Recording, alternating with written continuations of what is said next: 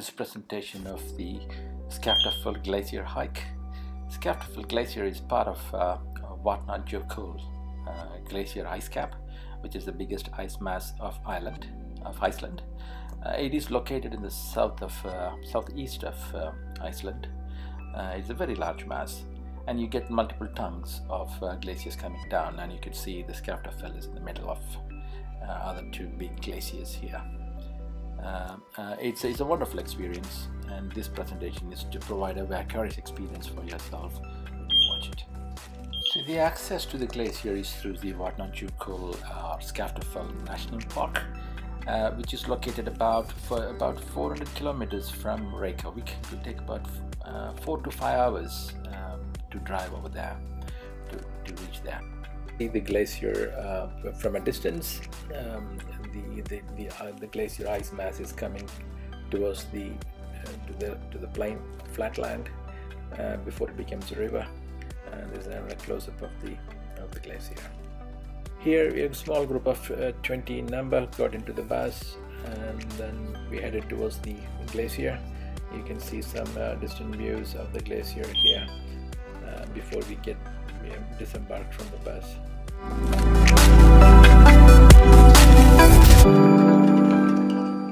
Our tour guide Brennan from New Zealand, and he's an archaeologist, I believe, and he takes people up the glacier. And it's very important to have a qualified guide. The dangers are everywhere in the glaciers, and so it is very, very important to go with a guide.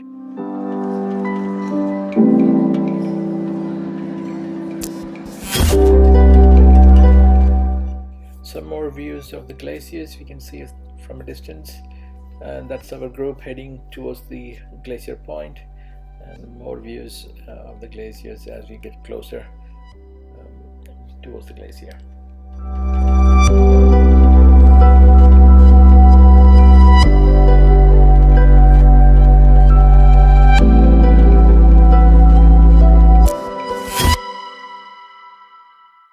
Glacier walks. You should never go anywhere near a glacier without a proper guide. There's so many dangers lurking around. The edges of the glacier may look like normal ground, but it could be a frozen water on top of it. And if you step into it, and that's it, next thing you know, you've fallen into a frozen pond of water where you could die within half an hour. Next thing is you can slip on the glaciers without proper crampons, so that's a very big danger. Third thing is you can fall into crevices of the glaciers, which could be very deep, and you can get stuck in there. So one should never anywhere go near a glacier without a proper guide. The size of the glacier, when you compare to the people, how small they are in front of it. The whole brown thing actually is covered with mud, really. It's all blue ice underneath. You can see the blue ice into the cave. The large chunk, the black chunk which looks like a crocodile, is actually ice which is broken off from the glacier. These are the ice caps. They look like traffic cones from a distance, but actually they are very large cone of ices, which you're talking about probably the size of two-story building high. So you don't get the size until you get closer to it. From a distance they look very small. Intelligent tour guide Brennan from New Zealand. He was very competent, and he's an archaeologist, I think, and so he's well experienced in taking people to glacier walks. That's him giving us how to cross the bridge. Only 3 people are allowed at a time, so he was standing there to monitor people to make sure only 3 cross at a time. It's flow every few days, or sometimes every day, so they need to move the bridge. So that's why this bridge has got a wheel attached to it for changing its positions. Brown it's very dark brown or black in color. The whole of Iceland is a volcanic bed, and the volcanoes are erupting all the time, and the whole of Iceland is just black soil really. So you can see it here, the black car, how dark it is comparing to the ground around it. And here we are going up to reach the glacier, edge of the glacier. The ground looks very dark, and lots of pebbles driven around from the volcano. And that's the edge of the glacier. It doesn't look like ice until you go closer. It also looks dark brown in color because of the contamination with the soil. And so we are now closer to these are a group of people already up there. And by looking at the size of people comparing to the edge, to the surrounding area, you could see how big it is. Next briefing starts. This is about how to wear the ice shoe, which is called crampons. It's basically a platform you wear over your hiking boots, and it has got spikes underneath it. There are 2 at the heels and 4 in the heels, 1 and 2 at the arch of your foot, then 2 for the ball of the foot, and also 2 at the edge of the foot. And our guide gave us a demonstration how to put on the shoes, and you can see it in the video next. The inside loop, okay, and then over the top of the boot, so it forms a triangle. Okay, the next step is to thread the strap through both of those rings. Okay, this is a really old sort of a buckle. Okay, split the rings apart, just like that, and then put the strap back through the second ring. Right. That way when you pull it, it'll stay nice and tight. We want to get them reasonably tight up to that clip.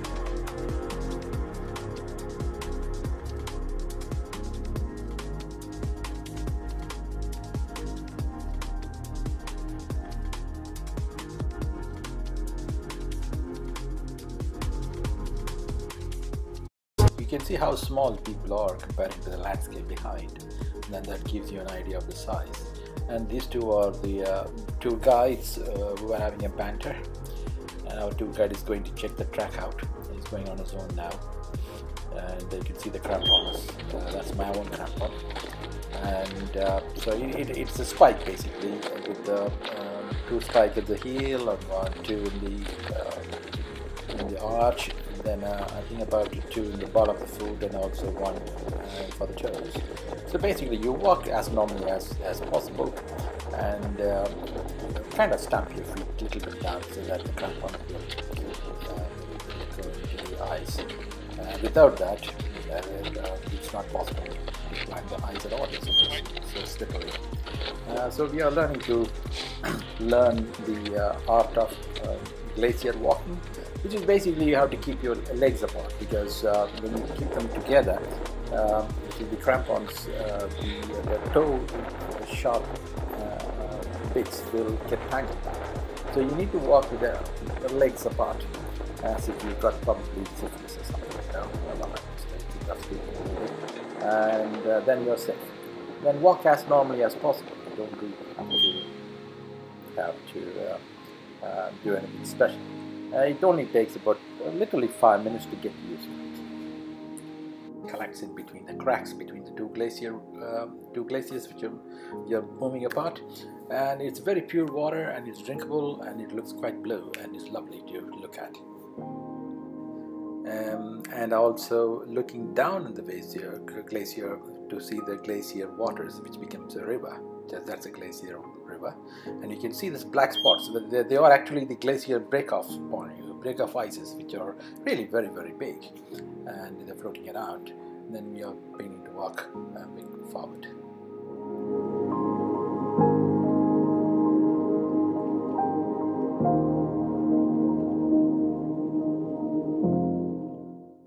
In the middle of the mountain, and the glaciers look more white in color, and if you go higher up it becomes more blue in color, and now you can see the size of it really.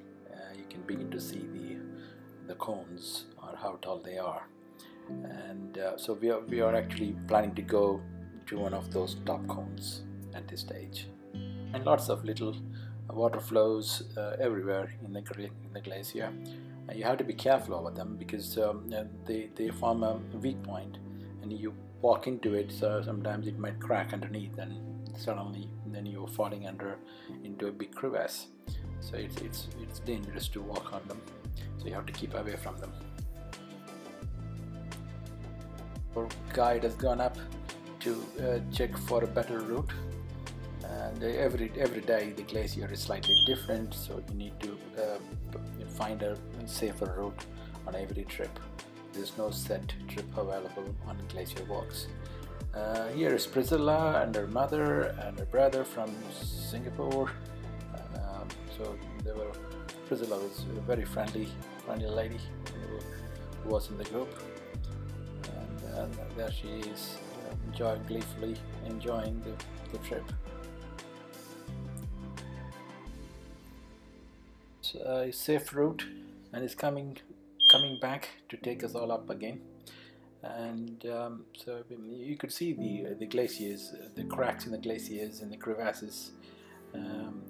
They're quite deep, and if you fall into it, even if you're on your own, and you pretty much you will be dead within half an hour because of freezing waters, freezing temperatures. And here Brendan has created a footpath for us to climb over, and he showed us how to climb over using the stick. And so more dangerous, you can see more cracks appearing in the glaciers, so we need to stay away from them. Here we are going up using the ice pick to support ourselves, and so some other views of the dangers there. More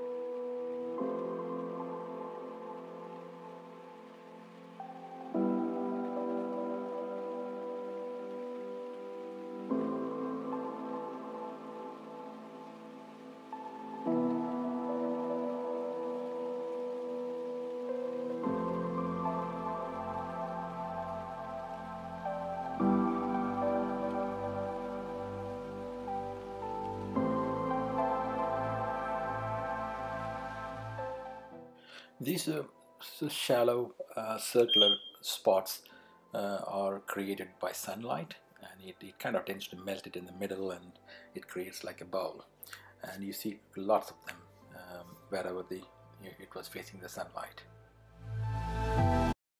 Putting on a rope so that we could follow him, holding onto the ropes, and the ropes have got some knots in it for purchase. And so one by one we slowly made it up to the top. So yeah, it was an adventure, I might say. And that's Priscilla going up, and my camera was hanging on my neck, and then I set it on video recording, and then I'm walking on the crumbled ice, and at the end somebody gave me a hand to pull me up and over the top.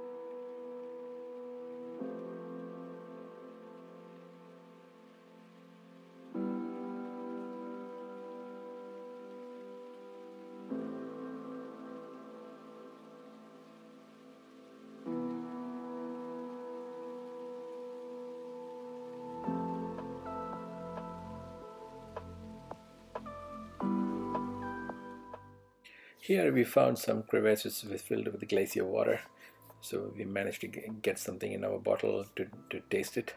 It didn't taste anything very much different from our fridge water. It's freezing cold, but nevertheless it was a novelty to drink glacier water when you're up in the glaciers, I guess.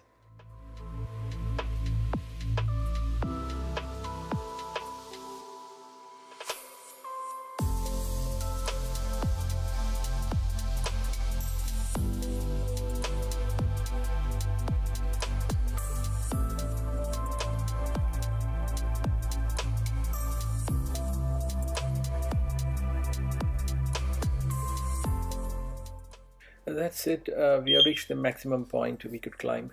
Then from that point onwards we have to come down. We couldn't go any further because of safety reasons. You could see further up at the top of the glacier conical spikes, and from that point onwards we turn back, and these are some of the views as we are coming down the glacier mountain.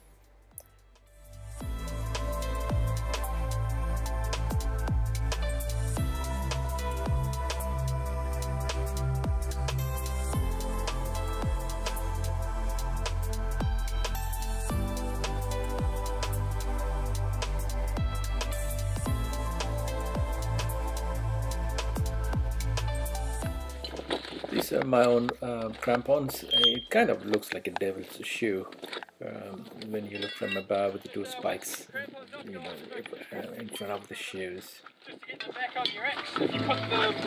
And funny enough, just at the distance, a little bit further down, we could see a cave in the Iron Glacier, which looked like a devil's cave, with this dark brown, you know, shades everywhere. But when you take a close-up with a zoom, then you can see beautiful glacier blue sheets inside. But however, from outside it kind of looked quite ominous. And yeah. Anyway, we just passed through those caves back to our bus.